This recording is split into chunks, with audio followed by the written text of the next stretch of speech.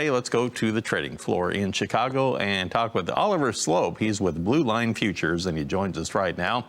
A lot of negative spin after the USDA reports came out Friday morning, but the soybeans seem to be getting traction while the wheat market cannot. Can you explain why that is?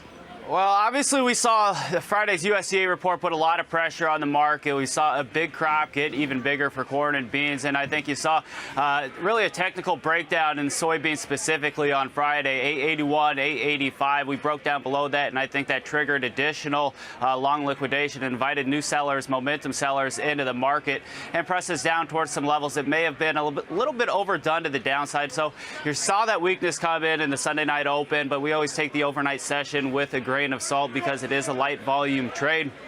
Saw the floor open up and some bargain buyers step into the market, and I think part of that is because there is a wild card out there, the ace in the hole. The ace in the hole would be if China is able to come back to the negotiating table. That changes the fundamental landscape drastically and would offer a lot of potential to the upside. So I think that right now the fundamentals are obviously very bearish. We've got a huge carryout number, we've got a great crop, but the chance that China and U.S. can come to some sort of an agreement, I think, is offering a little bit of support here in the early morning trade.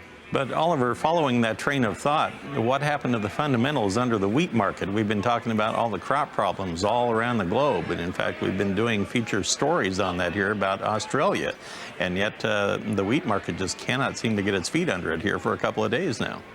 Right, and we talked about that last week on your show. The fundamental catalyst and the headlines around the hot and dry weather in the Black Sea region, Europe and Australia, I think those headlines have run their course, and the market needed new news to really accelerate this market higher, and the headlines weren't able to really do that. So you saw some long liquidation. We know the funds have been establishing a net long position over the past several weeks. In fact, Friday's commitment to traders report showed that they bought about 16,000 through August 7th, putting them net long about 56,000. I think the inability to break out above that psychologically $6 handle for that Chicago wheat contract led to some long liquidation. You had spillover weakness from corn and beans kind of snowballing into the wheat market, and I think you're seeing some of that continue here to start the week. I guess the big question here, is it sign of a top or is it sign of a correction?